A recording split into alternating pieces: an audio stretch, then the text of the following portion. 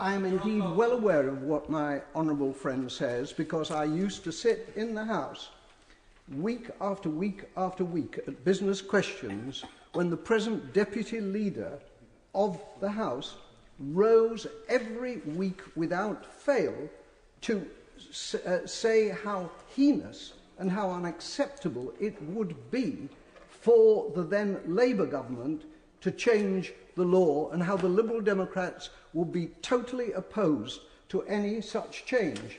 And, like the cuts in police numbers, we shall have an obligation to remind the electors of Oldham, East and Saddleworth about the broken Liberal Democrat pledge of 3,000 more police on the streets, and the broken Liberal Democrat pledge to oppose any change in the law on universal jurisdiction. These things will not go by unnoticed. If the honourable gentleman will allow me, I'll proceed a little, and if I still have time, I'll give way to him. But as I say, an upheaval is taking place in the Jewish community. The attitudes of leading Jews who have been vocal champions of Israel are becoming deeply critical of this Israeli government. One leading Jew, one of the most active and vocal in support of Israel, has accused the present Israeli government as being in the process of turning Israel into an apartheid state. And as for the Liberal Democrats, as my honourable friend the member for Rhondda has pointed out, their hypocrisy on so many matters, but since we're debating this one, is limited. As I say, week after week, their spokesman rose vehemently opposed to any change in the law, a change in the law for which he will vote last night, just as Liberal Democrats voted last week for blatant breaches in their election pledges. I say this, Mr. Deputy Speaker, whatever the change in the law that this government is bringing in for the most craven reasons, Tzipi Livni and her ilk will remain unwelcome in this country. What worries me, Mr. Deputy Speaker, is that if we do not have a valid and operable legal sanction which now exists, but which this bill would repeal, is that without the legal deterrent which this bill removes, disapproval of the presence in this country of Livni, Netanyahu and their cronies will take forms of which I and many others will deplore. And of course I'll give way to the honourable gentleman. I'm grateful. Isn't the fact that the Right Honourable Gentleman is at the extreme, not only in his views about Israel, which many of us consider abhorrent, but also in view of the fact that both the front benches have expressed support for this measure? Isn't it the fact that it's interesting he's spent the time using this bill as a vehicle to display his political views rather than an issue of justice, of which this bill is? Would he ask the question, does he agree that arrest warrants should be issued when there is insufficient evidence to justify a prosecution, because that is what is the heart of this matter of justice, not his own views about politics? The honourable gentleman may wish to behave like a creep to his front bench, but I wasn't elected to Parliament to be a creep to my front bench. I was elected to Parliament to speak on my constituents, and indeed I persuaded the previous Prime Minister to abandon this change in the law. I went to see him and I persuaded him that it was mistaken, and he did not proceed with it. If my front bench doesn't want to agree with me, that's its business. I state a view which I have stated consistently in this House for very many years, and I shall continue to do so, because it is the Israelis who are in trouble. It is the Israelis who are turning themselves into a pariah state. It is the Israelis who will be overcome by the change in demography under which they will be outnumbered by the Palestinians, and this government is being an accomplice to what the Israelis are doing. God forgive them. In relation to arrest warrants, the point made by the previous speaker, the honourable member for Manchester Gorton, I think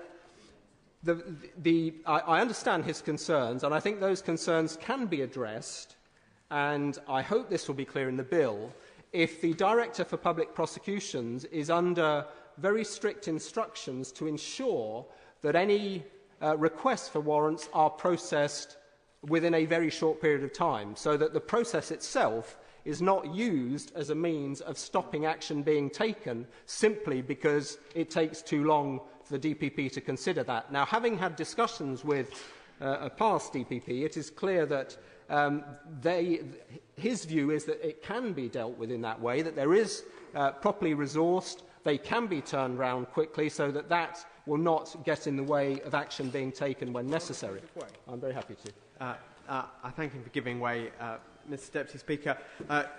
Whilst clearly it's essential that that role is conducted in a timely fashion, would he agree with me that in order for the public to have confidence in this arrangement, the DPP needs to be able to exercise that role without any political interference from the Attorney-General, an elected politician who exercises a role of supervising them?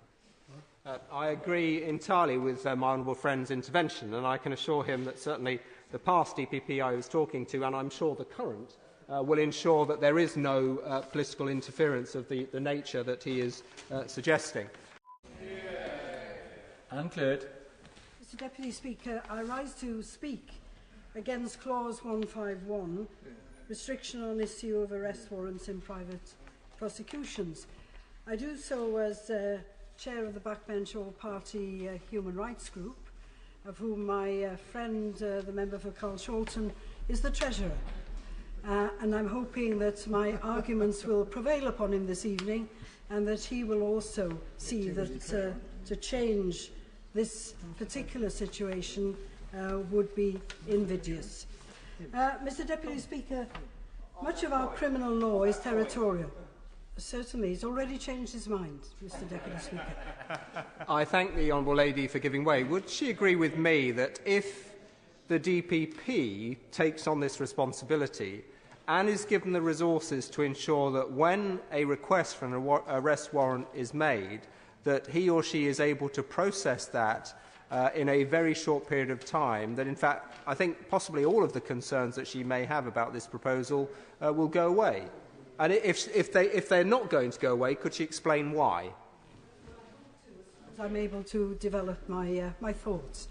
Mr Deputy Speaker, much of our criminal law is territorial, applying to acts done in England or Wales or by the British people.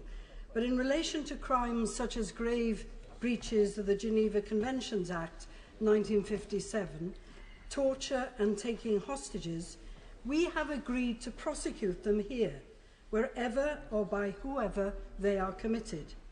This is universal jurisdiction, intended by all the countries who accede to it to ensure that there is no international hiding place for perpetrators of grave crime.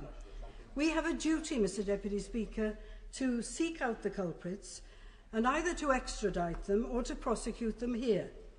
One example is that an Afghan warlord in 2005, Zardad, was successfully prosecuted in the UK for torture offences abroad. In the UK, it is not only the police who can initiate proceedings. Any individual can apply to a magistrate for a summons or warrant to bring someone to court. The test for the magistrate is whether there is some prima facie evidence of an offence by the person named.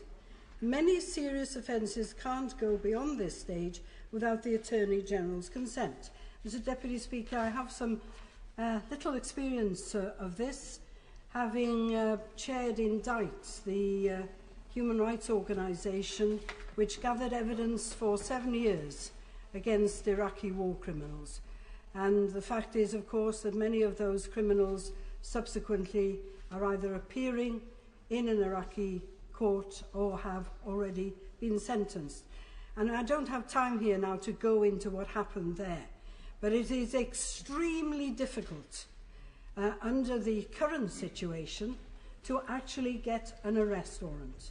It took 2 years just to discuss the case of Tariq Aziz with the Attorney-General, with Scotland Yard, thrown back to the Attorney-General, and we didn't get a decision. Now, there was the strong possibility that Tariq Aziz, who travelled a lot, might have come to this country. He might have come to spend Christmas, for example, with George Galloway, because, of course, in the past, George Galloway spent Christmas with Tariq Aziz. Now, we did not manage to get that arrest warrant, and English law, I would say, does not allow arrest warrants to be granted on flimsy evidence. Our evidence was very strong indeed, and we still couldn't get an arrest warrant. Only 2 of the 10 private arrest warrant applications made in the past 10 years have been granted. So nothing needs fixing, as nothing has been broken. So, Mr. Deputy Speaker, universal jurisdiction is a vital, agreed-upon basis for tackling impunity against those states who don't sign up to the International Criminal Court. My honourable friend, who clearly does know what she's talking about, I don't know if she was as dismayed as I was by the Home Secretary's clearly not knowing at all what she was talking about at this point, when she was asked the question about what standard of evidence the DPP would require. Is it the prima facie test? Is it the full code test by the prosecutor, or something in between? If the implication is, and perhaps she would hope with me that the government front bench will clear this up in winding up, if it is going to be a full prosecutorial test, then that means effectively that no warrants will ever be issued, because there will not be that standard of evidence gathered at the arrest stage. I'm grateful to my honourable friend for reinforcing that point, which I attempted to extract further information from the Home Secretary. But I'm afraid I didn't get the answer, and I hope, as he said, that perhaps in the summing up, that could be explained further. Mr. Deputy Speaker, the 1949 Geneva Conventions require us to seek out and prosecute absolutely anybody suspected of committing war crimes. Similar duties exist under the Torture Convention, where we also have a duty to apply criminal law uniformly. A special legal or procedural system for those cases, different from the rest of criminal law, could breach that obligation.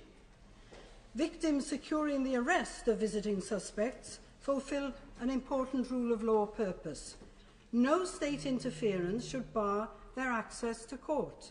As Lord Wilberforce said in 1978, perhaps I could finish what I'm saying and then I'll give way. As Lord Wilberforce said in 1978, the right to bring private prosecutions remain a valuable constitutional safeguard against inertia or partiality on the part of authority.